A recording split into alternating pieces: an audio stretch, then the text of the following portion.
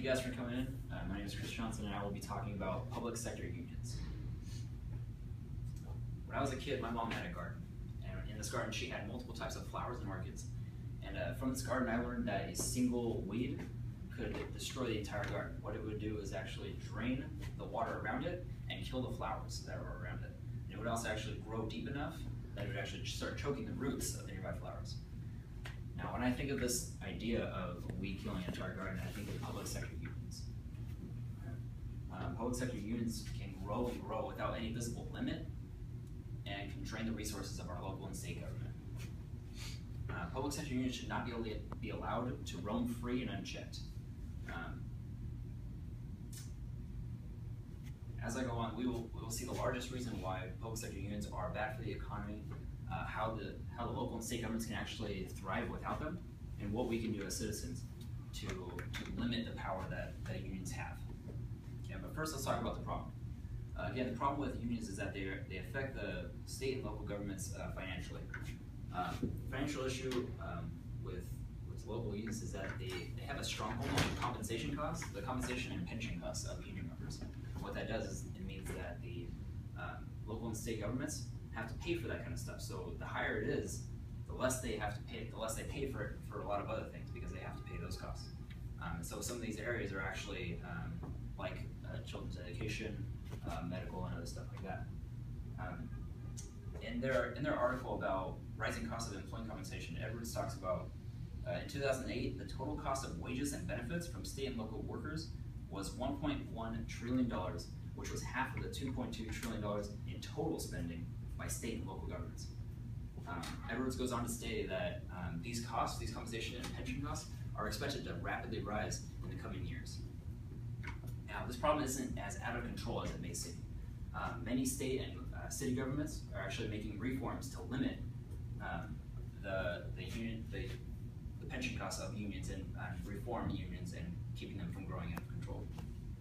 In their article about government officials dealing with public sector unions, Suka points out that cities like San Jose and San Diego have already approved ballots that scale down inflated union pensions. The governor of New York also made a large push for pension reform in order to save the financially struggling state. The current governor of New York has reasoned that unions have to accept this or else face layoffs later. Now, there are those who would argue in favor of public sector unions. I mean, we all know that.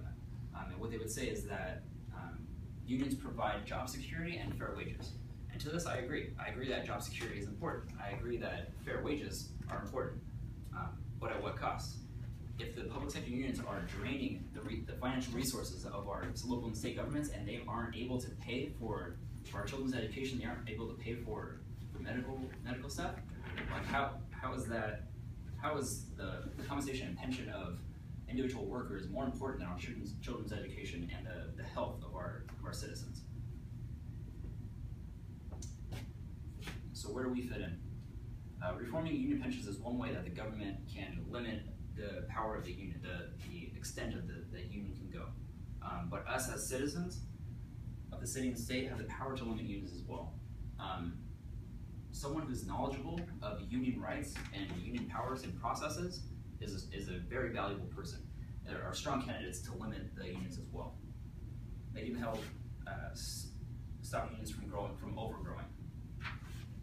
Meetings with management and unions happen all the time, whether it's for contract revising, contract discrepancies, employee discipline, or grievances. We as supervisors can attend these meetings and gain more knowledge about the union's processes and about the union's rights and what they can do and what they can't do. In their article about how regional culture influences legal policy, Hogler and Henley point out to us that public sector collective bargaining is highly dependent on a favorable political and legal environment. Political opposition is where we are most valuable.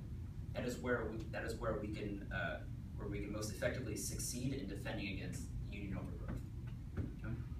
So right now I can just take a moment if anybody has a question. Yeah, I have a question. So what specifically can we do? That's a good question. Santi asked, what specifically can we do in order to limit, well, expanding on your question, in order to limit unions. As you guys came in, I actually handed out a little piece of paper, a little ballot. On this piece of paper, it actually has several meetings that we will have throughout the year.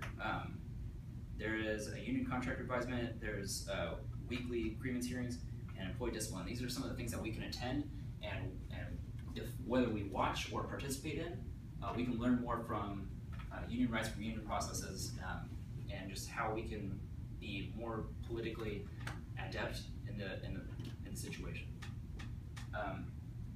As supervisors, we are actually in a strategic position to help our local and state government flourish. By helping limit union overreach, we are encouraging economic growth as well as allowing more resources to be available for union programs like our children's education, like medical bills. Again, on the card you all received, as you walked in, you will see that I have noted down some of those important meetings. Join me in attending the meetings with the union so we can ensure prosperous